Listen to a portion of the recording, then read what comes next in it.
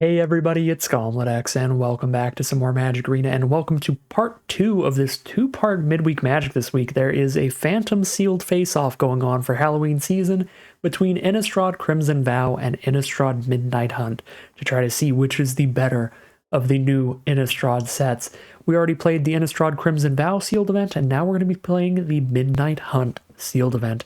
This is a midweek Magic event, so it's completely free, but that also means that it is a phantom event, so we won't be keeping any of the cards in our sealed pool, but we will be grabbing some free prizes, 2 random rare rewards, a mystery cosmetic, and a bonus prize this week, a Play with Fire card sleeve. So pretty cool stuff. Very, very nice midweek Magic event this week. Without further ado, let's just bust open these packs and see what we get to build with today.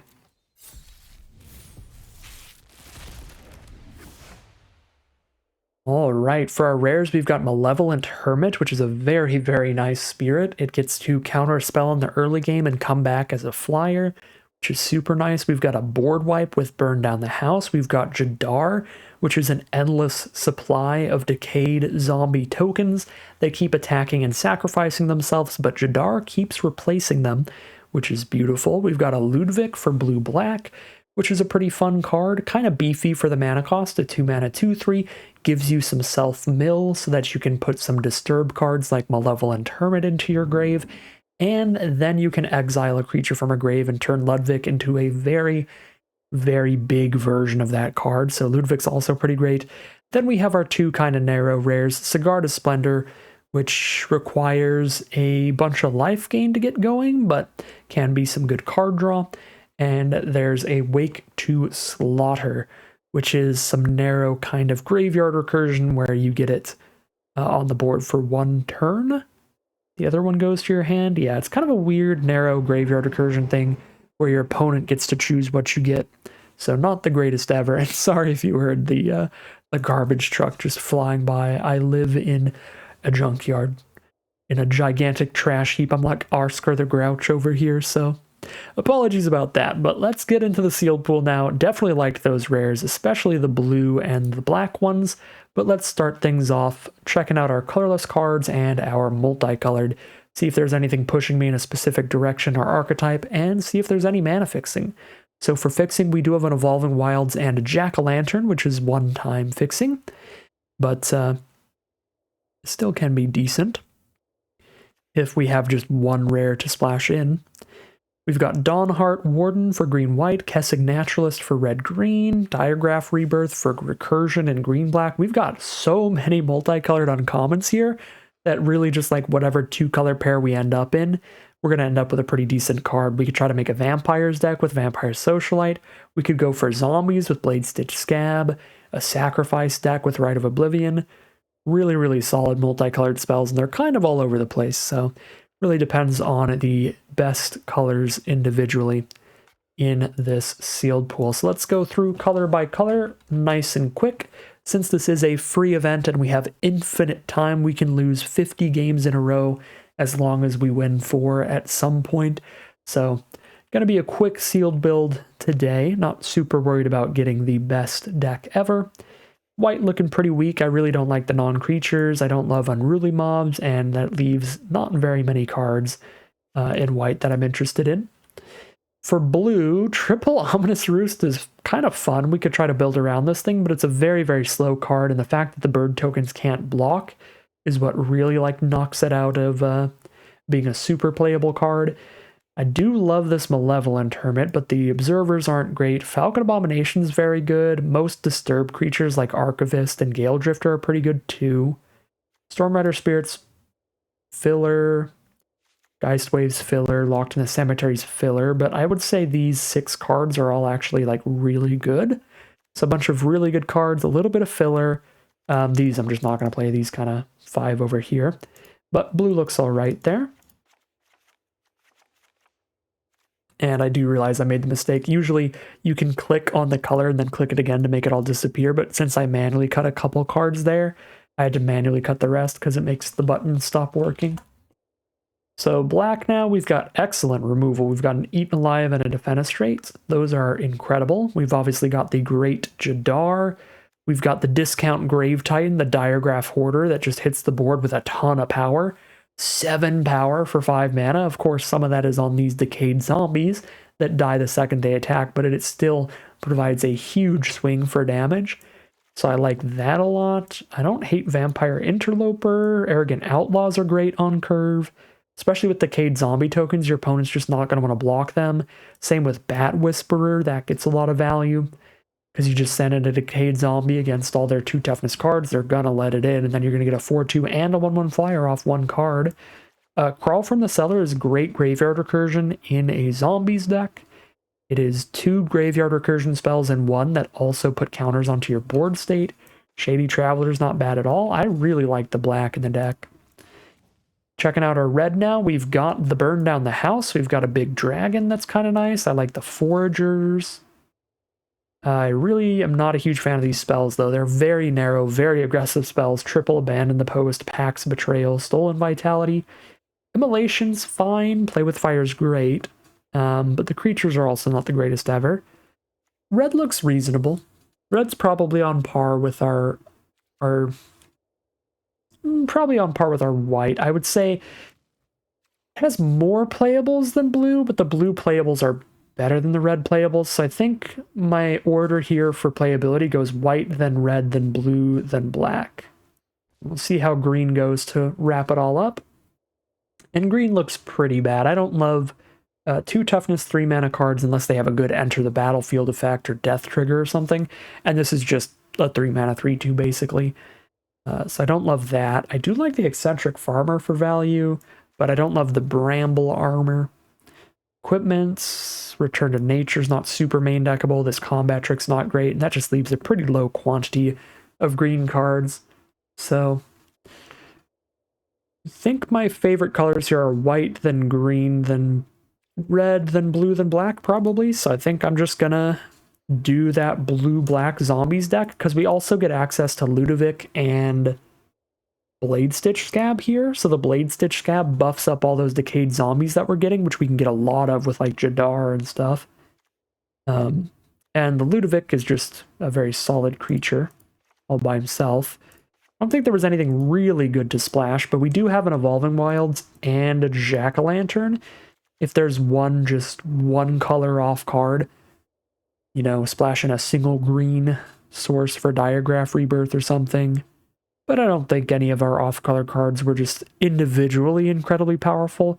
It's just that they would synergize pretty well if we built the deck around them. Yeah, I mean, our strongest off-color card is double red, which is far less splashable than like a single red card that would require putting like 4 mountains into here and a Jack-o'-lantern. I don't think that's quite worth it. Yeah, blue-black stuff it is, which is kind of what you do in this format in draft. This is just the strongest color pair by a lot. These are both the strongest colors in the set. So I wouldn't be surprised if a lot of the sealed pools end up being in this color pair as well, just because that's where you'll find the strongest cards generally. But in sealed, you definitely open up strong rares and other colors sometimes, so probably not every time. All right, we need to cut 7 cards out of here, and I've set aside our weakest cards, and there's 4, 5, 6, 7, 8 of them. So I suppose I'll keep the Moorcrypt Behemoth in, since sealed is a bit slower. Playing this is just like a 7 mana, 7/6 menace is probably not the absolute end of the world. And if we do have a random zombie token sitting around, then we can just make it a 5/7, a 5 mana 7/6 by sacking a zombie. So I think that's probably the best of the cards we've set aside, which gives us this as our 40 card deck. 11 blue cards, 14 black. That's pretty close on the colors. I think I'm cool with an 8/8 split with the Evolving Wilds here, rather than a 9/7. So we'd have 2 more sources of our more represented color, which is a pretty big gap. Yeah, simple stuff. I think we're gonna call it a deck here. All right, here we have a look at our final deck list for today. We are on a blue-black, kind of a zombies sort of deck, but it is sealed, so we aren't actually that focused up on zombies in particular, we're just blue-black good stuff. We've got excellent removal with a Defenestrate and an Eaten Alive, as well as several temporary removal spells out of blue with Geist Waves and Revenge of the Drowned. This Locked in the Cemetery also works as late-game removal, once we've got 5 or more cards in grave. We've got some good graveyard value stuff going on with a little bit of self-mill off of Ludovic here, and some great disturb cards like Malevolent Hermit, Overwhelmed Archivist, and Gale Drifter. We've got just great creatures throughout the curve, including some more really powerful ones like Jadar and Blade Stitch Scab. Falcon Abomination's just a lot of stats for the mana cost. Diregraph Horde at the top is insane. Just a lot of really solid cards in these two colors. Nothing super specific, super synergistic going on. Just all of the general blue-black stuff from Innistrad Midnight Hunt. So really solid looking deck today. Very excited to see how it does as we head into the gameplay and grab some of our free rewards out of this Midweek Magic event. Here we are now on the play for game 1. The hand is a little slow. We're not doing anything till turn 3, but the things that we are doing are very, very powerful. These are a lot of the best commons in the draft format for your blue-black zombies decks. Playing against red-green, they're going to start things off with a Kessick Flamebreather turn 2. I don't think I can just hold up Flip the Switch on turn 3 with no other instance in hand, so I'm just going to slam down the Falcon Abomination, start getting in for 2 in the sky every turn. I mean, I do have Defenestrate in hand, but holding up Defenestrate and Flip the Switch means we need them to specifically do something next turn. If they don't do anything, then we don't do anything. So I don't love that. Now that they have some stuff on board, I could flip the switch if they play something good, and if they don't, I can Revenge the Drowned, the Sharpshooter or something here to get my Abomination to actually crack through. Probably fine.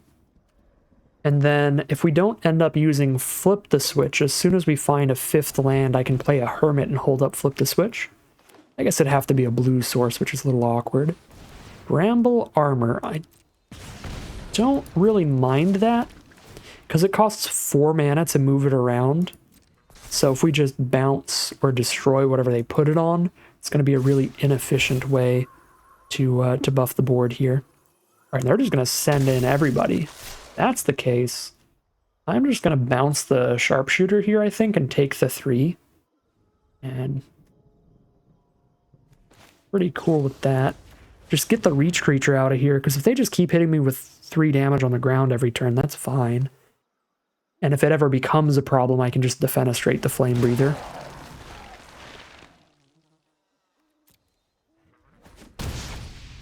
Ooh, there's some maintenance coming up. Well, hopefully we can jam out this event real quick before maintenance, at least.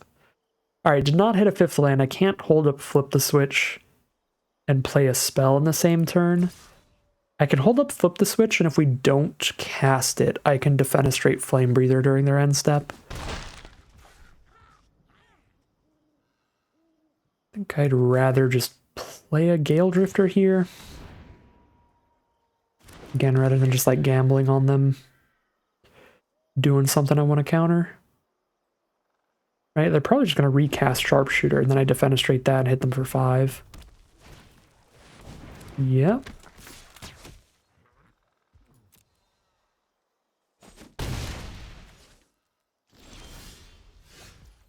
Yeah. I guess I could have just held up Flip the Switch instead of casting Gale Drifter, since we know they were probably going to cast Sharpshooter, but this way gets more damage by Defenestrating it instead of flipping it. Problem is we miss a land again, so I can't cast Defenestrate and Hermit. 5th land would be beautiful here, but it's not looking like it's going to happen.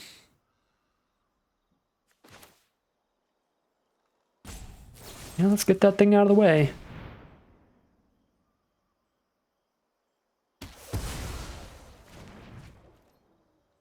Jam in for 5 in the sky.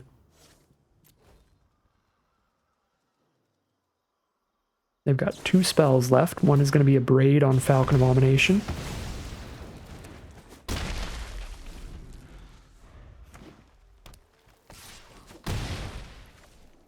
That's it for now. Last card might just be another land. Diagraph Horde would be beautiful here. But I can hold up, flip the switch, and still play a creature at this point, since I did hit the 5th land. So I think I'm just going to do that. I'm actually going to cash in these zombies for damage here, since we can make 2 more off Diagraph Horde pretty soon. So let's just cash them in while they don't have any blockers on the ground. Alright, they're down to 8, taking 5 in the sky next turn. We can put them to 1 if I flip the switch and get a decayed zombie. Alright. 1 is not 0, though. They could kill us with that Flame Breather if they hit some cheap instant sorceries here. Overwhelmed Archivist is the draw. I'm going to play 1 blocker either way. Let's play the 3/4 blocker over the 3/2 blocker. I guess if I play the 3/2 blocker and I top deck an island, I could play this and Hermit. To play 2 blockers this turn.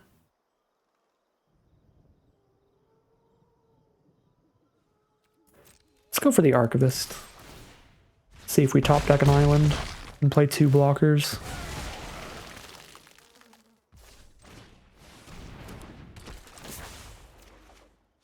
We do not. Alright, 1 blocker it is. 6 life, but we've got a blocker up against the Flame Breather. If they don't kill us now, they are definitely dead on the crackback. There is the concession from our opponent. Do not think I played that out super well with the whole flip the switch shenanigans going on, but well enough with just the quality of the cards in this deck that we will find our first victory. Oops. I clicked too fast and did not get to see what my rare reward was. Well, oh wait, here it goes. Oh, that was just my random daily reward. All right. First reward from the event is Awaken the Woods, the mythic rare that makes a bunch of forest tokens, which is very cute from Brothers War. Solid to get a mythic rare for the first random rare reward. Cool stuff as we head into game 2. All right, here we are on the play with a turn 2 Ludovic, a turn 3 Overwhelmed Archivist. Really good stuff. Probably discard this Behemoth to the draw card, discard a card. But maybe I just draw nothing but lands these first few turns, and then we just discard one of those. Ooh, Arrogant Outlaw. Might play that instead of Archivist if I manage to hit them on turn 2. Miller, Revenge of the Drowned off Ludovic.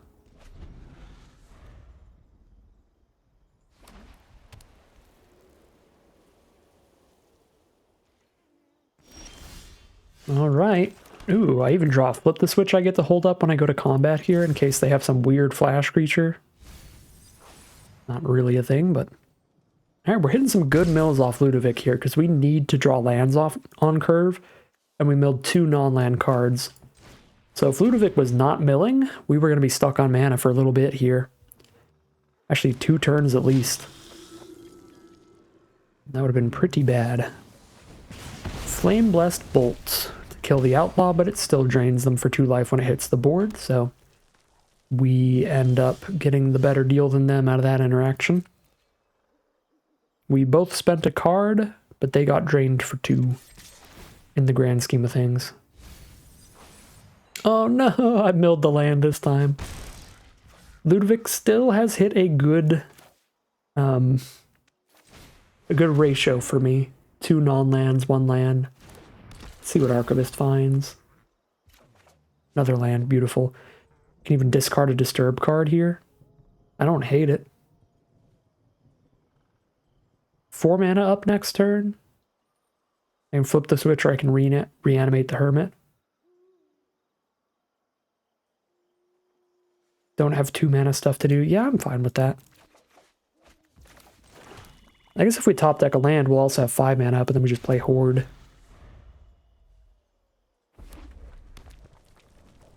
Match system has been taken down for scheduled downtime. Alright, well, it has arrived.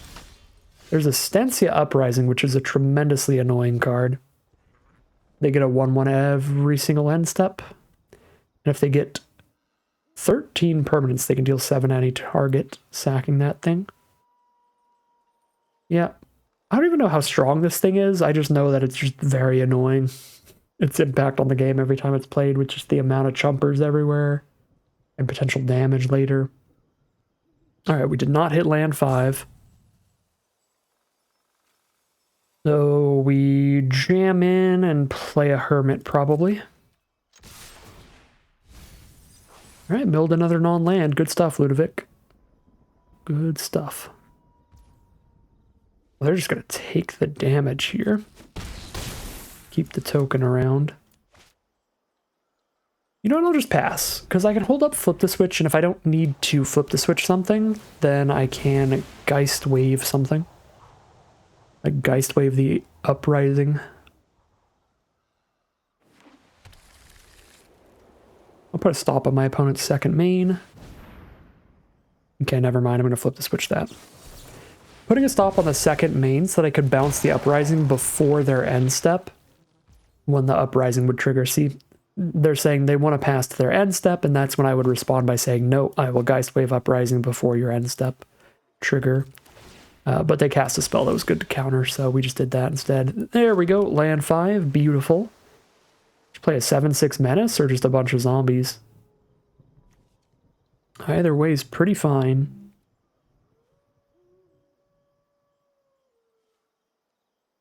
Opponent's at 9 here. I think I'm going to go for the 7/6 Menace.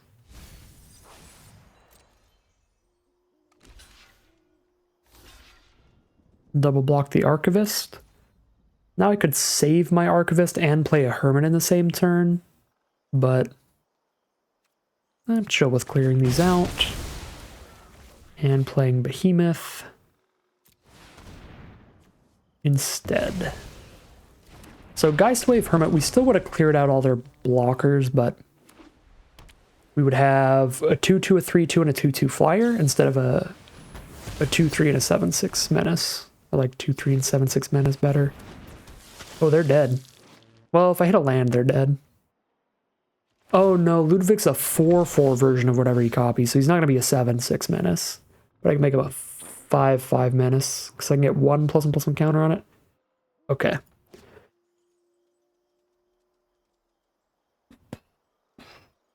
Thought they would be dead, because I just make Ludwig a copy of that. But Ludwig does not keep the power and toughness. Okay, what are we doing here? 7 life opponent. Just Diregraph Horde. If I attack with Ludovic, they just block with the Waltzer now. Take nothing and keep their whole board. I could play Jadar and Malevolent Hermit. But I think I just go super duper wide with Diregraph Horde instead.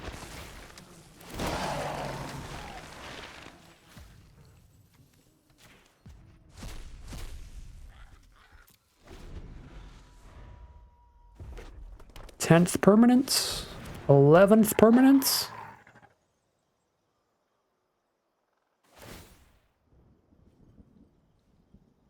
Then get a 12th off the Stensia Uprising, but that's not quite to where they can sack it. And I don't actually think they would even want to sack it at this point anyway. 6 mana.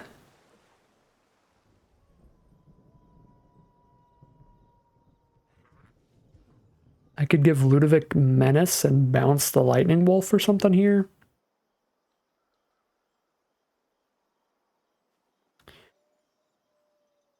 Don't hate that, but I also don't love it.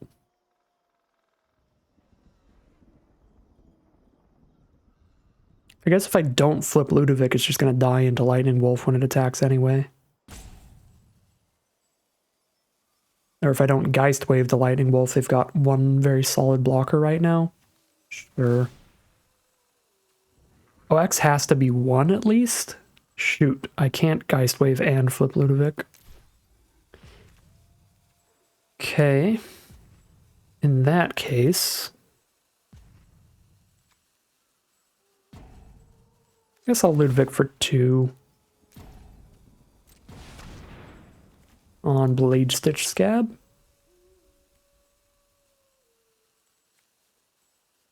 and the Menacer. Because those are my non-disturbed cards.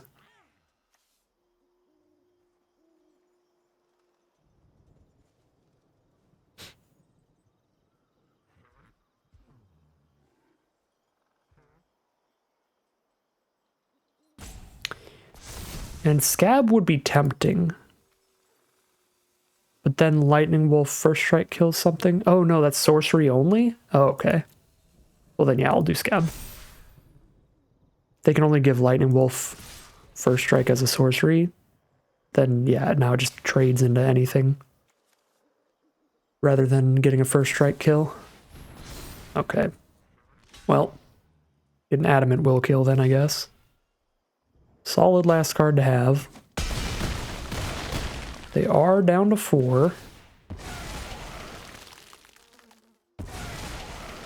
I'm out of Decayed Zombies, so Jadar gets to start assembling a board. Yeah, it's still 22 to 4. We still have 4 cards to 1 in hand. They can't afford to attack at all, or they get Geist Waved and killed. Well, get Geist Waved down to 1. But the threat is definitely there of a lethal crackback. Just a land for our opponent off the top, which is great for us. I guess they do get a chumper every turn. But they still attack with everybody here. So I can Geist Wave them down to 1 if I want. I'm pretty cool just killing the chumper.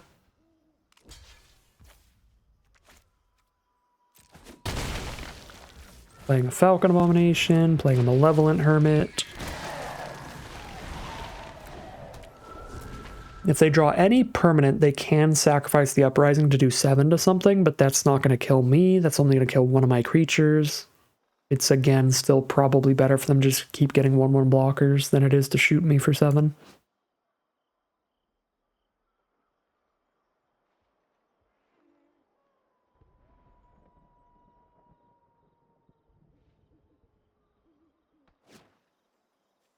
See what they hit off the top here.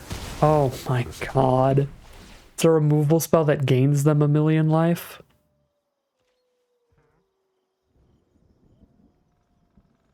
Yeah, that was a spectacular draw.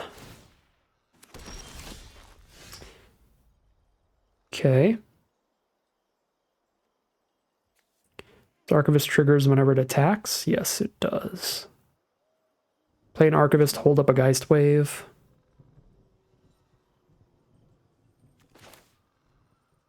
It's better than Jadar right now, because I'm not going to lose this Decayed Zombie this turn anyway.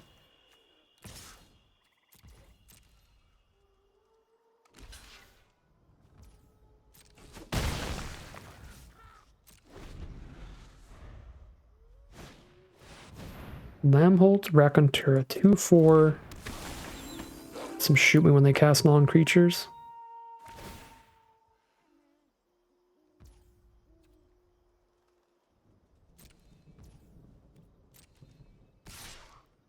Send in the Lightning Wolf. Have 1 blocker up here? Well, 2 blockers, because Uprising makes a flippin' 1/1.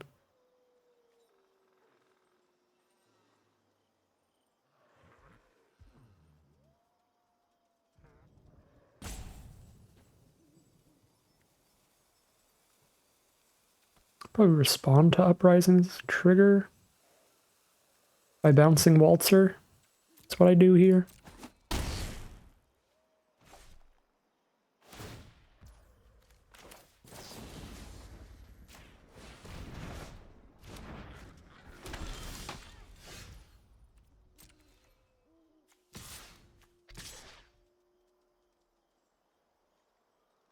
They recast Waltzer, that hits me for 2 in the sky, which puts me to 8.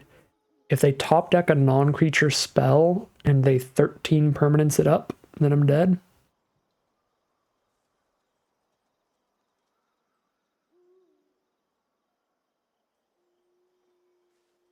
Probably do send in the Decayed Zombie because I have Jadar in hand anyway. Can't block regardless. classic old draw right there.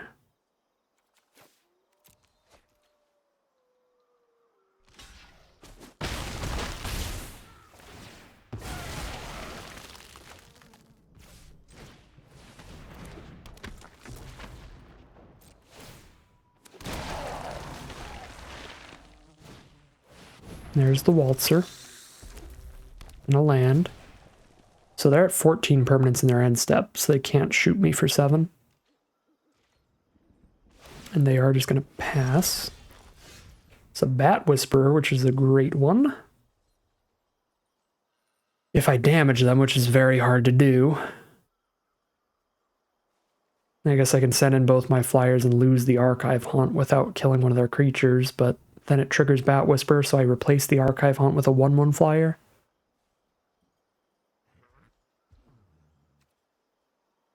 Yeah.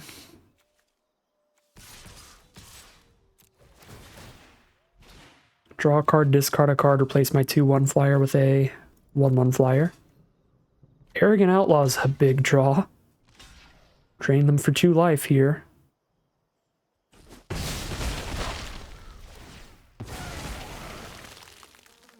So you're going to be at 2 life facing a bunch of creatures. They have at minimum 4 creatures, but we have 6. 7. There's Jadar as well.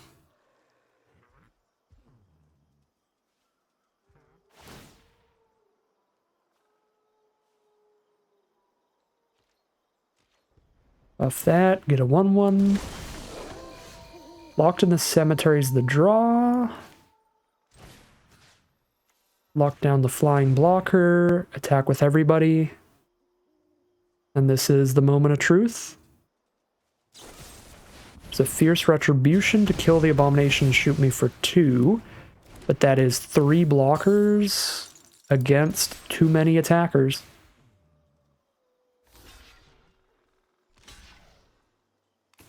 And a very, very, very long fight to get through the Stensia Uprising, but we will find lethal in the end, grabbing our 2nd win and our 2nd random rare reward.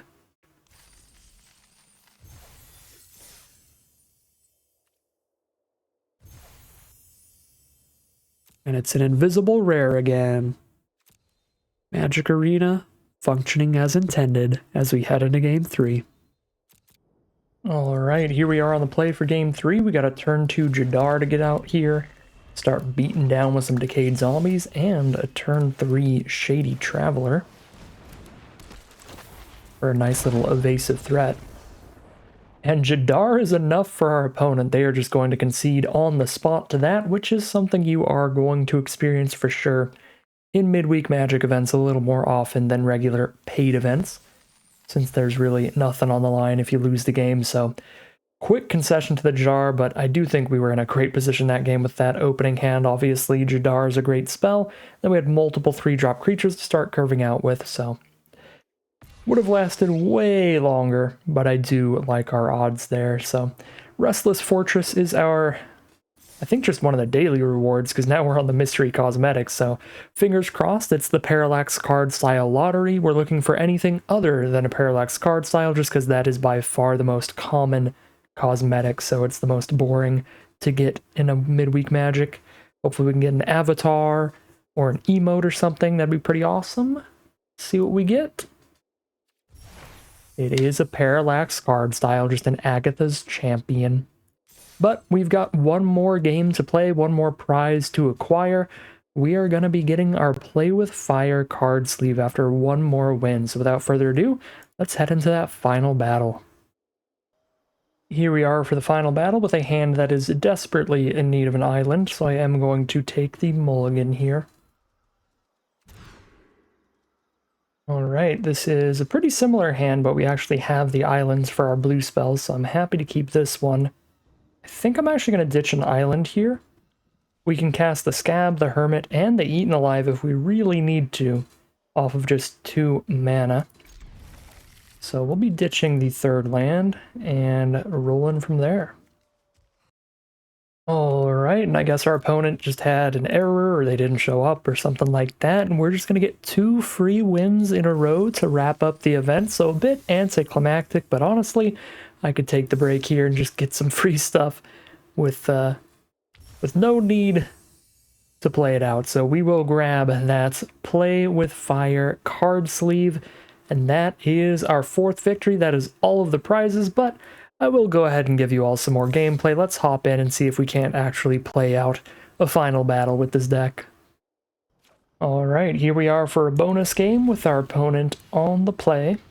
Definitely keep the hand here. We don't start off till turn 3, but we've got both our colors and some great spells to choose from. We've got removal, card draw, and a solid early game creature.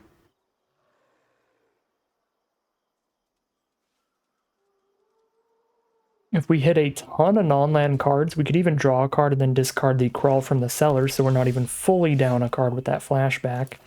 And Jadar's a spectacular draw since we have no 2-mana plays right now. Playing against a black-white deck from Crimson Vow. No play turn 2.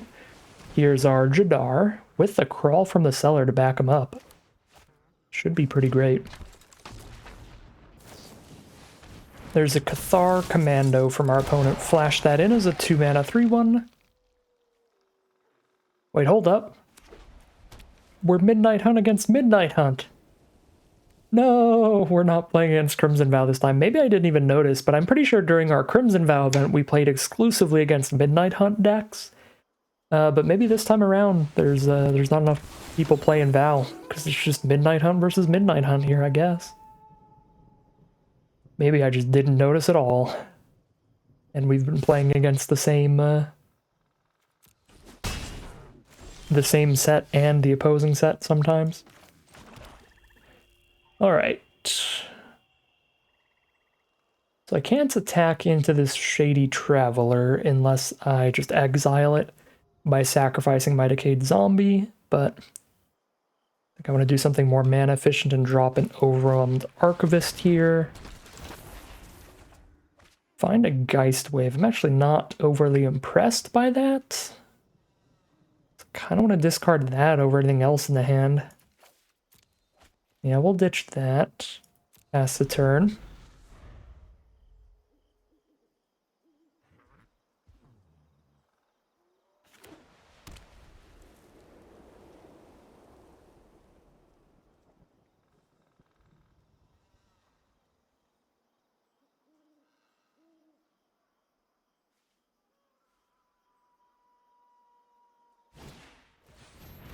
There's a Candle Trap for the Archivist, so it has Defender and it does not deal any damage.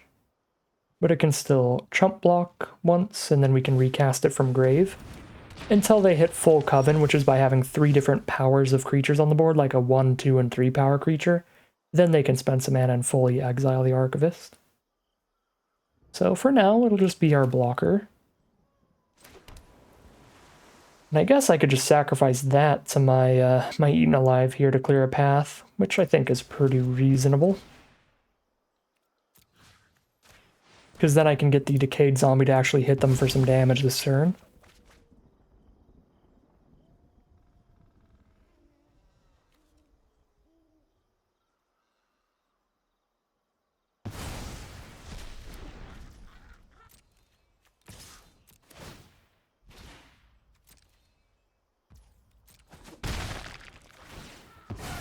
Alright, looks pretty good, and we'll just draw some cards off a Blood Pact during their end step.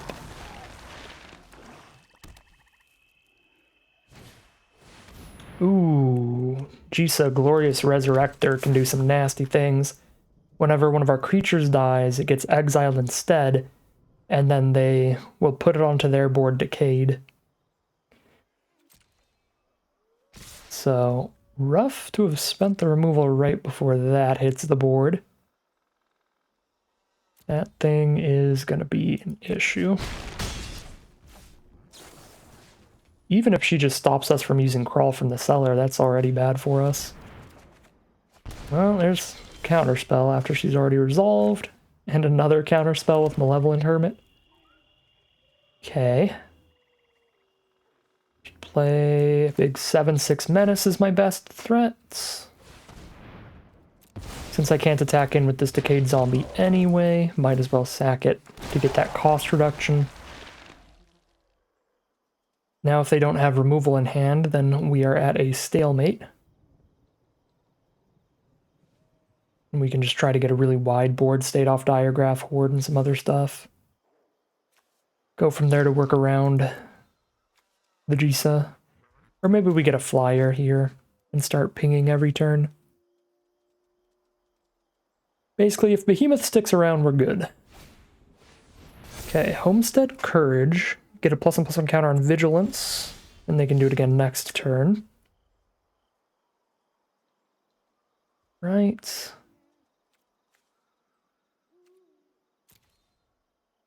I think I am just gonna plop out a flyer that gives me some card selection. Although it is tempting to just hold up Flip the Switch from now on. Guess I can do that too. So they could double block Behemoth with these two, I guess. Since I don't have instant speed interaction. So yeah, no Behemoth attacks for sure.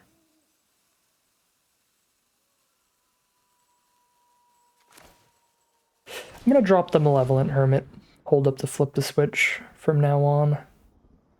So we know we can keep this Behemoth around and they can't be getting any attacks in.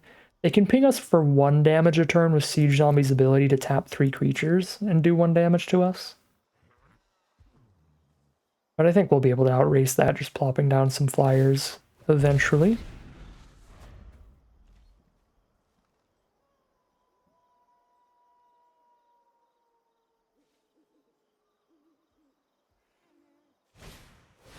Soul Guide Griff, that's a big flyer.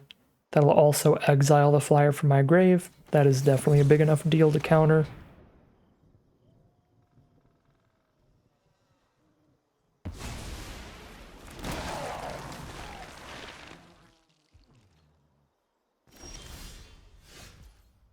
Alright. I do not have a counter spell to hold up anymore. So at this point we can be mana efficient, playing our flyer and a Blade Stitched Scab.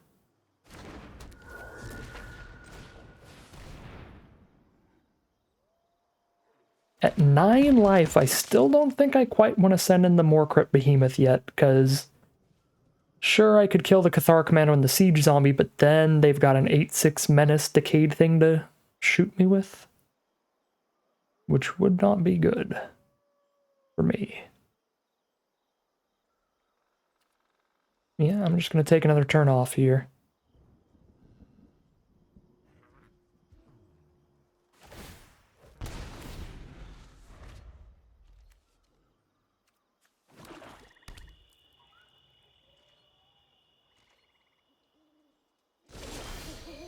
Cool. Let's draw a card, discard a Diregraph Horde so that I can use Crawl from the Cellar and get a +1/+1 counter on this Behemoth so that can attack in and not get double blocked by 2 3-power creatures as well. I think that's reasonable. It's slow, but it's gonna take a while to get in regardless.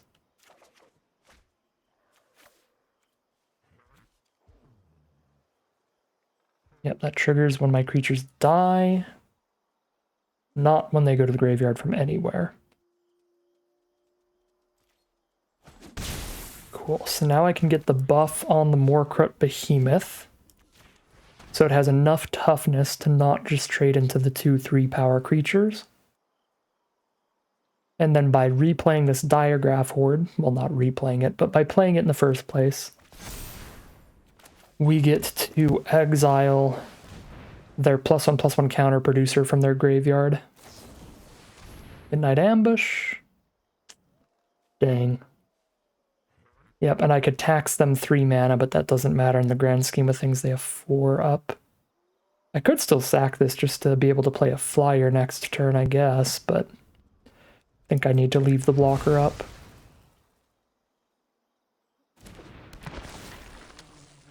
Especially because they're getting a 7/6 onto their board. A 7/6 Menace. It can only attack once, but still, that's going to be an issue.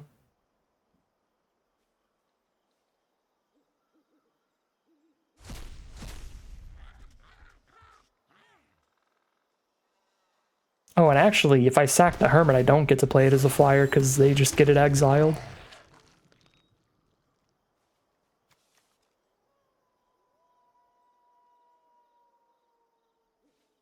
Okay, so it is summoning sick. We're not taking anything from the 7-power menace creature this turn.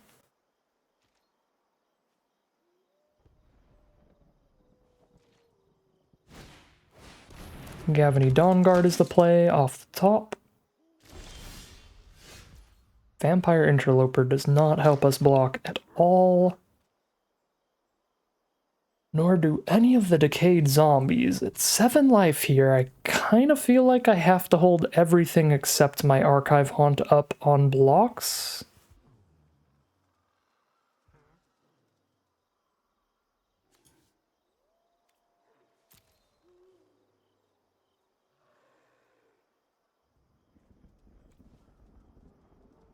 Guess I can send in with the 4 decayed zombies, right? Because they get a free block on 2 of them, but I'll still hit them for 6 or trade into a couple creatures.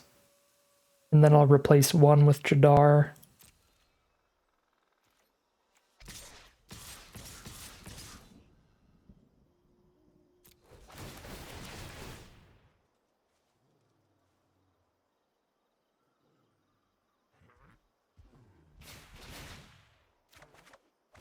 Find a Falcon Abomination.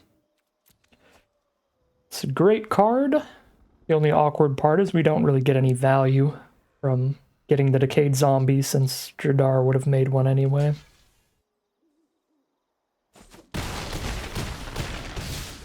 Ooh, they let us put them down to 5. We've got a shot here. Not a huge one. We might just be dead on board, but math is for blockers that I don't need to block till next turn, so I'll do the math at that point. I don't have any alternate lines, but to play all the creatures I've got. Either way.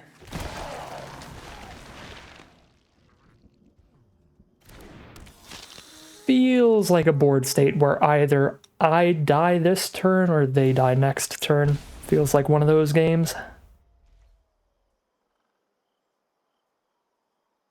And it's time to find out who it is.